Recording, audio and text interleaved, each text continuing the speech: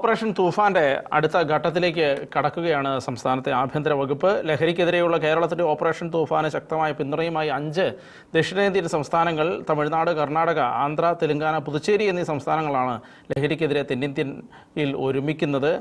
ആഭ്യന്തരമന്ത്രി രമേശ് ചെന്നിത്തലയുടെ അധ്യക്ഷതയിൽ പോലീസ് ആസ്ഥാനത്ത് ചേർന്ന യോഗത്തിലാണ് ഈ സംസ്ഥാനങ്ങളിലെ ഉന്നത പോലീസ് ഉദ്യോഗസ്ഥർ അന്തർ സംസ്ഥാന ലഹരിക്കടത്ത് തടയാനുള്ള കാര്യങ്ങളുമായിട്ട് മുന്നോട്ട് പോകാമെന്ന തീരുമാനത്തിലെത്തിയത്. കേരളത്തിലടക്കം കടത്താനുള്ള മാരക ലഹരി വസ്തുവായ MDMA ഉൽപ്പാദിപ്പിക്കുന്ന ലബോറട്ടറി കർണാടകയിലുള്ളതായും ഇതിനെതിരെ ശക്തമായ നടപടി സ്വീകരിക്കുമെന്ന് കർണാടക മുഖ്യമന്ത്രി വ്യക്തമാക്കിയിട്ടുണ്ട്. കേരളത്തിലേക്ക് ഏറ്റവും അധികം ലഹരി എത്തുന്നത് ആന്ധ്രയിൽ നിന്നാണ് എന്നും കണ്ടെത്തിയിട്ടുണ്ട്. തമിഴ്നാട്, ആന്ധ്ര, തെലങ്കാന, പുതുച്ചേരി എന്നിവിടങ്ങളിലെ മുഖ്യമന്ത്രിമാരെ വരും ദിവസങ്ങളിൽ ആഭ്യന്തരമന്ത്രി രമേശ് ചെന്നിത്തല നേരിട്ട് കാണും എന്ന കാര്യങ്ങളും പുറത്തു വരുന്നുണ്ട്. ഇപ്പോൾ രണ്ടാം ഘട്ടത്തിലേക്ക് കടക്കുമ്പോൾ ആദ്യഘട്ടത്തെ വിജയം തീർച്ചയായിട്ടും സംസ്ഥാനത്തിൻ്റെ പല ഭാഗങ്ങളിലും വ്യാപകമായ തോതിൽ ലഹരി പിടിക്കുകയുണ്ടായി.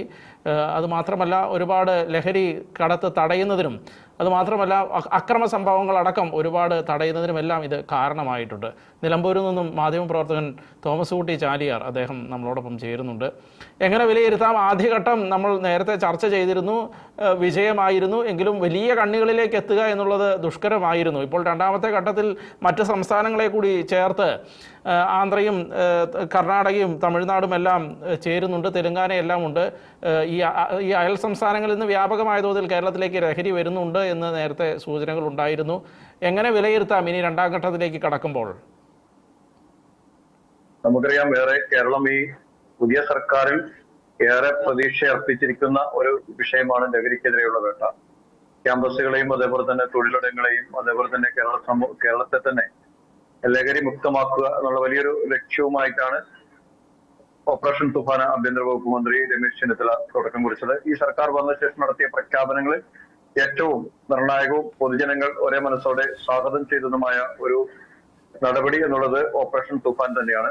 ഇതിന്റെ തുടർച്ചയായിട്ടാണ് നമുക്കറിയാം എക്സൈസ് വകുപ്പ് ഓപ്പറേഷൻ തണ്ടർ എന്ന പേരിൽ പോലീസിന് പിന്തുണയുമായി ലഹരി വേട്ടയ്ക്കൊപ്പം പോലീസും എക്സൈസും സംസ്ഥാനത്തെ വ്യാപകമായ രീതിയിലുള്ള ലഹരി സംഘങ്ങളെ പിടികൂടുന്നതിനും ലഹരി സാധനങ്ങൾ പിടിച്ചെടുക്കുന്നതിനും കാണിച്ചൊരു ജാഗ്രതയാണ് നമുക്ക് ഓപ്പറേഷൻ തുഫാന്റെ ഒന്നാം ഭാഗത്തെ എല്ലാ പ്രദേശങ്ങളിലും കാണാനായത്. ചില ഒറ്റപ്പെട്ട സംഭവങ്ങളും ചില വിമർശനങ്ങളും എല്ലാം ഈ സംഭവത്തിൽ ഉണ്ടായിട്ടുണ്ട് എന്നുള്ളത് വസ്തുത മറച്ചുവെക്കാൻ കഴിയില്ല. നമുക്കറിയാം, KPCCയുടെ മുൻ അധ്യക്ഷൻ കൂടിയായ K. സുധാകരൻ കൊച്ചിയിൽ നടത്തിയ ലഹരി ഇതിനെതിരെയുള്ള ഒരു ക്യാമ്പയിനിൽ ഗുണ്ടകളടക്കം പങ്കെടുത്തൊക്കെ കേരള സമൂഹം വലിയ തോതിൽ ചർച്ച ചെയ്യപ്പെട്ടതാണ്. അപ്പോ കഴിഞ്ഞ ഒരു മാസക്കാലം കേരളം പ്രധാനമായി ചർച്ച ചെയ്തതും കേരളം ഒരേ മനസ്സോടെ അംഗീകരിച്ചതും സ്വാഗതം ചെയ്തതുമായ ഒരു പ്രക്രിയയാണ്. റോബിൻ സൂചിപ്പിച്ചതുപോലെ അതിന്റെ ഒരു അനുകൂല സാഹചര്യങ്ങൾ കേരളത്തിന്റെ പല ഭാഗങ്ങളിലും കണ്ടു തുടങ്ങിയിട്ടുണ്ട്. അത് കൂടുതൽ സ്ഥലത്തേക്ക് പ്രതീക്ഷകൾ നൽകുന്ന രീതിയിൽ ഈ കാര്യങ്ങൾ മാറേണ്ടതുണ്ട് എന്നുള്ളത് തന്നെയാണ് നമുക്ക് പറയാനുള്ളത്. വലിയ തോതിലുള്ള ഒരു ഓപ്പറേഷനും കാര്യങ്ങളൊക്കെ തന്നെയാണ് സംസ്ഥാനത്ത് നടന്നിട്ടുള്ളത്. ഏകദേശം 53,000-ഓളം കേസുകൾ ഇതുമായി ബന്ധപ്പെട്ട് രജിസ്റ്റർ ചെയ്തിട്ടുണ്ട്. അതേപോലെ തന്നെ വൻതോതിൽ നിരോധിത MDMA അടക്കം വൻതോതിൽ പിടിച്ചെടുക്കുകയും വലിയ തോതിൽ ആളുകളെ ജയിലിലടക്കുകയും ഒക്കെ ചെയ്തിട്ടുണ്ട്. നമുക്കറിയാം, പെരുമ്പാവൂരൊക്കെ കേരളത്തിൽ നിന്ന് ഏറ്റവും കൂടുതൽ ലഹരി സംഘങ്ങൾ വിലസുന്നതും അത് മുൻപ് ലഹരി MDMA അടക്കം കുത്തിവെക്കുന്ന സിറിഞ്ചുകളൊക്കെ പിടിച്ച പെരുമ്പാവൂരിൽ നേരിട്ട് ആഭ്യന്തരമന്ത്രി എത്തി നടത്തിയ പ്രവർത്തനങ്ങളും ഹിന്ദിയിൽ അദ്ദേഹം നൽകിക്കൊടുത്ത സത്യപ്രതിജ്ഞയും ഒക്കെ നമ്മുടെ ശ്രദ്ധയിൽപ്പെട്ടതാണ്. അതുപോലെ തന്നെ ഈ ലഹരി സംഘങ്ങളെ അമർച്ച ചെയ്യുന്നതിനുള്ള പോരാട്ടത്തിൽ പോലീസിലെ പല ഉദ്യോഗസ്ഥർക്കും ആക്രമണത്തിൽ പരിക്കേറ്റ സംഭവങ്ങളും ആശങ്കയോടെ കേരളം കണ്ടതാണ്. കൂടുതൽ ഒരു സംവിധാനം കേരളത്തിനും ഉണ്ടാകേണ്ടിയിരിക്കുന്നു. എന്തായാലും ഈ പ്രഖ്യാപനം വന്ന അതേ സമയത്ത് തന്നെ ആഭ്യന്തര വകുപ്പ് മന്ത്രി രമേശ് ചെന്നിത്തല പറഞ്ഞതാണ് ദക്ഷിണേന്ത്യൻ സംസ്ഥാനങ്ങളുടെ പിന്തുണ കൂടി ഇക്കാര്യത്തിൽ നേടുമെന്നുള്ളത്. മുൻപ് നമ്മൾ ഷെയ്ഖ്മയിൽ തന്നെ ഈ കാര്യം നമ്മൾ ഉയർത്തിക്കാട്ടിയതാണ്. ഈ പ്രധാനമായും ഇതിന്റെ ഉറവിടങ്ങൾ ഇങ്ങോട്ട് എത്തുന്നതിന്റെ പ്രധാന സ്രോതസ്സുകൾ എന്ന് പറയുന്നത് തെലങ്കാനയും അതേപോലെ തന്നെ കർണാടകയും ഒക്കെ തന്നെയാണ്, ആന്ധ്രയൊക്കെ തന്നെയാണെന്നുള്ള കാര്യത്തിൽ സംശയമില്ല. ഈ ദക്ഷിണേന്ത്യൻ സംസ്ഥാനങ്ങളുടെ പരിധിക്ക് അപ്പുറമുള്ള ഒറീസയിൽ നിന്നും അസ്സാമിൽ നിന്നുമൊക്കെ വലിയ തോതിൽ കേരളത്തിലേക്ക് സാധനങ്ങൾ എത്തുന്നുണ്ട്. എന്തായാലും ഈ ദക്ഷിണേന്ത്യയിലെ 5 സംസ്ഥാനങ്ങൾ അവരുടെ പോലീസ് ഉദ്യോഗസ്ഥരൊക്കെ സംയുക്തമായി രണ്ടാം ഘട്ടത്തിൽ കൈകോർക്കുന്നു എന്നുള്ളത് ആശ്വാസകരമാണ്. നമ്മളെ സംബന്ധിച്ചിടത്തോളം ലഹരി സാധനങ്ങളുമായി നിരോധിത MDMA അടക്കമായി വരുന്നവരെ അറസ്റ്റ് ചെയ്യുകയും ജയിലിലടക്കുകയും അവരുടെ കയ്യിലുള്ള സാധനങ്ങൾ പിടിച്ച് നശിപ്പിക്കുകയൊക്കെ ചെയ്തതുകൊണ്ട് ഈ പ്രക്രിയ വിജയകരമാവില്ല. നമ്മൾ എത്രയോ പിടിക്കുന്നോ അതിന്റെ 5 ഇരട്ടി അടുത്ത സംസ്ഥാനത്തു നിന്ന് വന്നുകൊണ്ടിരിക്കുകയാണ്. പിടിക്കുന്നതിനനുസരിച്ച് സംഘങ്ങൾ ഇതിന്റെ വില കൂട്ടിക്കൊണ്ടിരിക്കുകയാണ്. അപ്പൊ ഈ ഉറവിടങ്ങളിൽ നിന്ന് കേരളത്തിലേക്ക് ട്രേഡ് മാർക്കും സ്വകാര്യ വാഹനങ്ങളിലൂടെയും ബസ് മാർഗവും ഒക്കെ എത്തുന്ന ലഹരിയെ തടയേണ്ടതുണ്ട്. അതിന് ഒരു കൃത്യമായിട്ടൊരു സംസ്ഥാനങ്ങളുടെ പിന്തുണ അനിവാര്യമാണ്. അതിന് നമുക്ക് വലിയ ഈ രണ്ടാം ഘട്ടത്തില് വലിയ പ്രത്യാശ നൽകുന്നതാണ് തെലങ്കാനയും പുതുച്ചേരിയും അതേപോലെ തന്നെ കർണാടകയും ആന്ധ്രയും ഒക്കെ ഈ ഒരു കേരളത്തിന്റെ ഈ പോരാട്ടത്തില് നമ്മളോടൊപ്പം പങ്കുചേരുന്നു, നമ്മളോടൊപ്പം സഹകരിക്കുന്നു.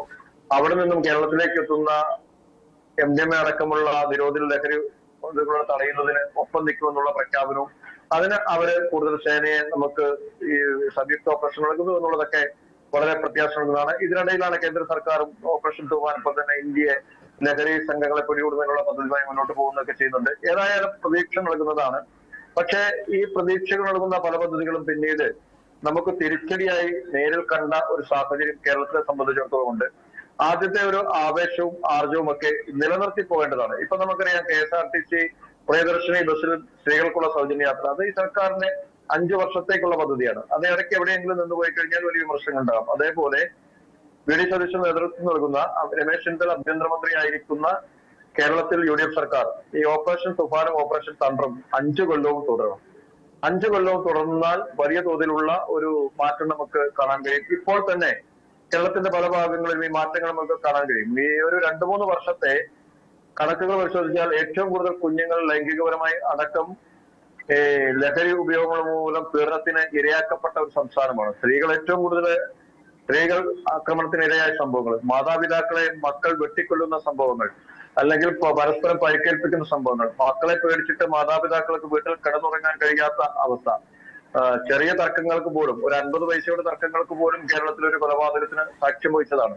ഹോട്ടലിൽ കയറിയാൽ പൊറോട്ട ചോദിച്ചിട്ട് കിട്ടാത്തതിന് 10 മിനിറ്റ് വൈകിയതിന് ഹോട്ടൽ ഉടമയെ കുത്തിക്കുന്ന ലഹരി സംഘങ്ങളുടെ നാടാണ് കേരളം. അപ്പൊ വലിയ തോതിൽ ഒരു ക്യാൻസർ പോലെ കേരളത്തെ ഈ ലഹരി സംഘങ്ങൾ പിടിമുറുക്കിയിരിക്കുകയാണ്. ഏതാണ്ട് നമ്മളെ ക്യാൻസറിന്റെയൊക്കെ സ്റ്റേജ് പറയുമ്പോൾ ഒരു 4ാം സ്റ്റേജിൽ വരെ എത്തി നിൽക്കുന്ന അത്ര ഭീകരമായ ഒരു അവസ്ഥയാണ്. ആ അവസ്ഥയില് ഇത് പ്രധാനമായും ഇവരെ ഇരകളാക്കുന്നത് വരും തലമുറയെ നമ്മളെ സംരക്ഷിക്കേണ്ട, നമുക്ക് നമ്മുടെ പുതുതലമുറയ്ക്കും അതേപോലെ രാജ്യത്തിന് മൊത്തം സംഭാവന ചെയ്യേണ്ട വിദ്യാർത്ഥികളെയും യുവജനങ്ങളെയുമാണ് ഇവര് കരിയർമാരും ഇവരുടെ ഇരകളുമാക്കി മാറ്റുന്നത് എന്നുള്ളത് ആശങ്കപ്പെടുത്തുന്നത് തന്നെയാണ്. നമുക്കറിയാം ഇന്ന് കുട്ടികളെയൊക്കെ സംബന്ധിച്ചിടത്തോളം അവരുടെ ചെലവുകൾ വർദ്ധിച്ചിട്ടുണ്ട്. അവർക്കൊക്കെ ബൈക്ക് യാത്ര ചെയ്യുന്നവരാണ്. അതേപോലെ തന്നെ അവരൊക്കെ മൊബൈൽ ഫോൺ റീചാർജ് ചെയ്യേണ്ടവരാണ്. അവരൊക്കെ കുട്ടികളോടൊപ്പം ടൂർ പോകുന്നവരാണ്. അവർക്കൊക്കെ നല്ല രീതിയിൽ ഹോട്ടലുകളിൽ കയറി ഭക്ഷണം കഴിയും. അപ്പൊ അവർക്ക് ഇതെല്ലാം ഒരു വലിയ ഫണ്ട് വേണം. അതറിഞ്ഞുകൊണ്ട് പാവപ്പെട്ട ഇടത്തരപ്പെട്ട കുട്ടികളിലേക്ക് ഈ സംഘങ്ങൾ എത്തി അവരെ ഇതിന്റെ ഇരകളാക്കുകയും ഒപ്പം തന്നെ കരിയർമാരാക്കി മാറ്റുകയും ചെയ്യുന്ന വലിയൊരു വിപത്ത് നിൽക്കുമ്പോഴാണ് കേരളത്തിന് ഏറെ പ്രത്യാശ നൽകിക്കൊണ്ട് ആഭ്യന്തര വകുപ്പ് മന്ത്രി രമേശ് ചെന്നിത്തല ഇതിന്റെ തുടക്കത്തിൽ തന്നെ ഓപ്പറേഷൻ തുഫാനുമായി വന്നത്. പോലീസ് ഇക്കാര്യത്തിൽ വലിയ ജാഗ്രത കാണിക്കുന്നുണ്ട്. പോലീസിന്റെ ഉന്നത ഉദ്യോഗസ്ഥരടക്കം ഇതിന് കൃത്യമായ ഒരു പ്ലാനും ഒരു കാര്യങ്ങൾ നടപ്പാക്കേണ്ടതുണ്ട്.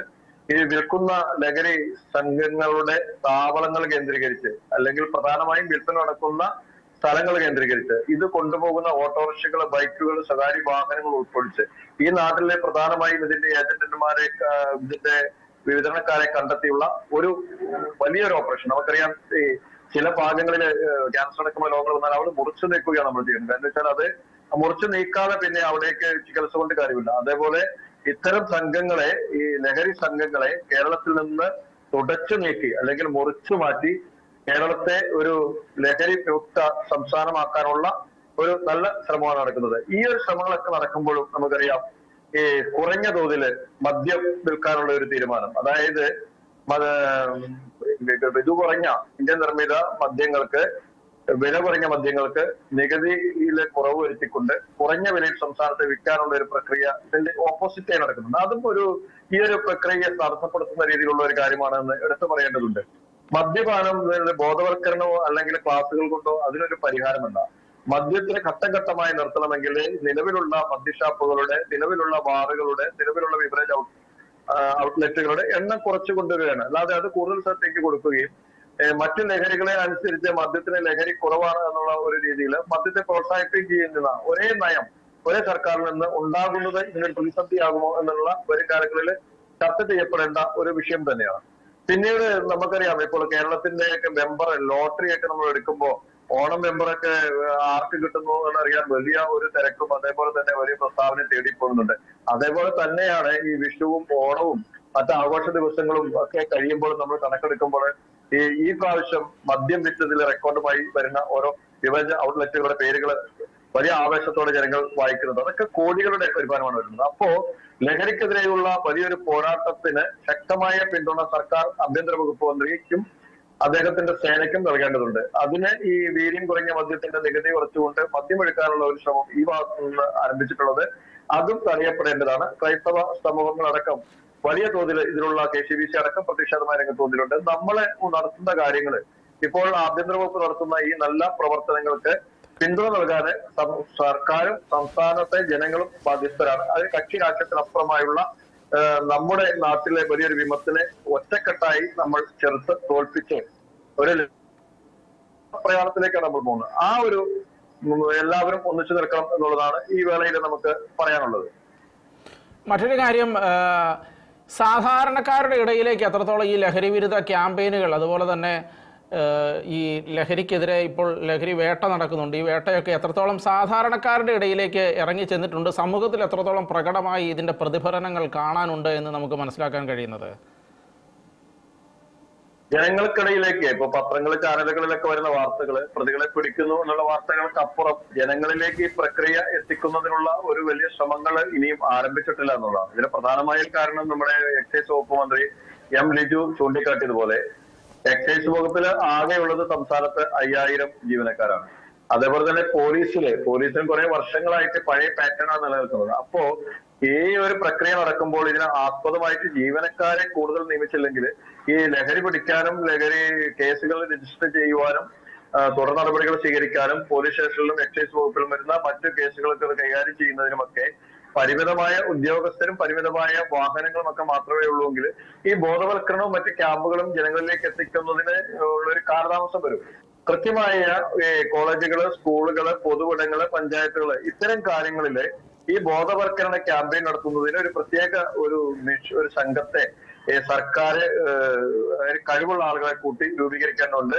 ഇത്തരം ആളുകൾ ഓരോ ജില്ലയിലും ഓരോ പ്രദേശങ്ങൾ കേന്ദ്രീകരിച്ചുകൊണ്ട് പ്രധാന സ്ഥലങ്ങളിൽ ത്രിതല പഞ്ചായത്തുകളുടെയും അതേപോലെ തന്നെ സ്കൂളുകളുടെയും പ്രധാന സ്കൂളുകളുടെയൊക്കെ സഹകരണത്തോടെ ബോധവൽക്കരണ ക്യാമ്പയിനുകൾക്ക് തുടക്കം കുറിച്ച ഇങ്ങേ ഭാഗത്ത് നിലവിലുള്ള ജീവനക്കാര് ലഹരി സംഘങ്ങൾക്കെതിരെയുള്ള ഒരു ഭാഗത്ത് ഈ നിയമിക്കുന്ന ഉദ്യോഗസ്ഥർ ഇതിന് പ്രഗത്ഭരായ ജനങ്ങളെ കാര്യങ്ങൾ പറഞ്ഞ് ബോധ്യപ്പെടുത്താൻ കഴിവുള്ളവർ മറ്റു ഭാഗത്ത് ബോധവൽക്കരണവും നടത്തുമ്പോൾ ഒരേപോലെ ഈ രണ്ട് പ്രക്രിയകൾ നീങ്ങുകയും അവിടെ ഒരു പരിധിവരെ ഇപ്പോൾ ഉണ്ടായിരിക്കുന്ന ഈ ഓപ്പറേഷൻ തുഫാന്റെ മുന്നേറ്റം പൊതുജനങ്ങളിലേക്ക് എത്തിക്കുവാനും അവർക്ക് അവരുടെ വീടുകളിലെ മക്കളും അല്ലെങ്കിൽ സഹോദരങ്ങളോ അവരുടെ ഭർത്താക്കന്മാരോ അടക്കമുള്ള ആളുകള് ഇതിൽ പെട്ടിട്ടുണ്ടോ എന്ന് സൂക്ഷ്മ നിരീക്ഷണം നടത്തുന്നതിനും ഉണ്ടെങ്കിൽ അവരെ സ്നേഹപൂർവ്വം ഇതിൽ നിന്ന് പിന്തിരിപ്പിച്ച് മടക്കിക്കൊണ്ടുവരുന്നതിനുമൊക്കെ സഹായിക്കുന്നതാണ് ബോധവൽക്കരണം. അവ രണ്ട് തരത്തിലുള്ള ക്യാമ്പയിനുകൾ ഒരേപോലെ നടക്കണം. അതിനാവശ്യമായ ഉദ്യോഗസ്ഥരെ കണ്ടെത്തി നിയമിക്കേണ്ടത് സർക്കാരിന്റെ ബാധ്യത തന്നെയാണ്. ഇപ്പോൾ മറ്റു കാര്യങ്ങളിലേക്ക് പോകും പോലെയല്ല ലഹരി സംഘങ്ങളെ പിടിക്കാൻ പോകുന്നത്. അവിടെ അവരുടെ കയ്യിൽ കത്തി ഉണ്ടാകും, അവരുടെ കയ്യിൽ വടിവാളുണ്ടാവും, അവരുടെ അടുത്ത് ചിലപ്പോൾ പക്ഷേ ബോംബുകൾ വരെ ഉണ്ടാകും.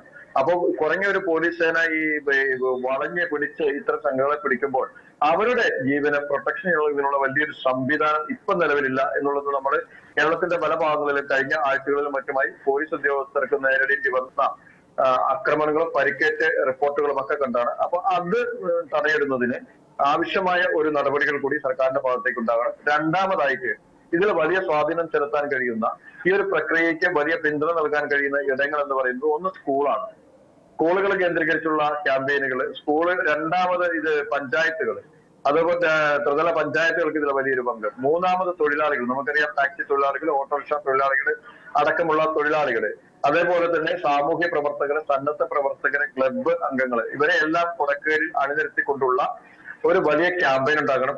ഇവരിൽ നിന്നെല്ലാം ഒന്നോ രണ്ടോ പ്രതിനിധികളെ രൂപപ്പെടുത്തിക്കൊണ്ട് ഓരോ പഞ്ചായത്ത് തലത്തിലും ലഹരി വിരുദ്ധത ഇത് തടയാൻ ലഹരി സംഘങ്ങളെ അമർച്ച ചെയ്യുന്നതിനുള്ള ഒരു സ്ക്വാഡ് എന്ന നിലയിൽ ഇവർക്ക് പ്രത്യേക യൂണിഫോമുകൾ നൽകിക്കൊണ്ട് ഇവരെ ഒരു ജനകീയ കമ്മിറ്റി രൂപീകരിക്കുകയും ഇവരെ ഈ കമ്മിറ്റി നിരീക്ഷണം നടത്തുകയും അതിലെ പല ഭാഗങ്ങളിൽ വിൽപ്പന നടത്താൻ സാധ്യതയുള്ള ആളുകളെ രഹസ്യ വിവരം കൃത്യമായി ഉദ്യോഗസ്ഥരിലേക്ക് എത്തിച്ചു കൊടുക്കുകയൊക്കെ ചെയ്താൽ ഇതിന് ഒരു പരിധി കാണാൻ കഴിയും. അതിന് വലിയൊരു സർക്കാർ സംവിധാനം, സർക്കാർ ഒന്നിച്ചു നിൽക്കണം, നല്ല ഒരു മനസ്സോടുകൂടി ആയിരിക്കണം. അല്ല കയ്യടി മേടിക്കാൻ വേണ്ടി മാത്രമുള്ള ഒരു പ്രക്രിയ അല്ലാതെ പൊതുസമൂഹത്തിന്റെ നന്മയ്ക്കായി ഈ സർക്കാർ നടത്തുന്ന ഒരു പ്രവർത്തനമായി വരും തലമുറ ഈ ഒരു ഓപ്പറേഷൻ തുഫാനെയും ഓപ്പറേഷൻ തണ്ടറിനെയും കാണേണ്ട ഒരു സാഹചര്യം ഒരുക്കേണ്ട ഈ സർക്കാരാണ്. ഈ സർക്കാർ മാറി ചിലപ്പോൾ അടുത്ത സർക്കാർ വരുമ്പോൾ അവർക്ക് ഈ ഒരു പ്രക്രിയ തുടരാൻ നിർബന്ധിതമാകുന്ന ഒരു സാഹചര്യം കൂടി ഈ സർക്കാരിന്റെ ഭാഗത്ത് ഉണ്ടാക്കിയാൽ തീർച്ചയായും നമുക്ക് ഈ വലിയൊരു വിപത്തിനെ നേരിടാനാവും.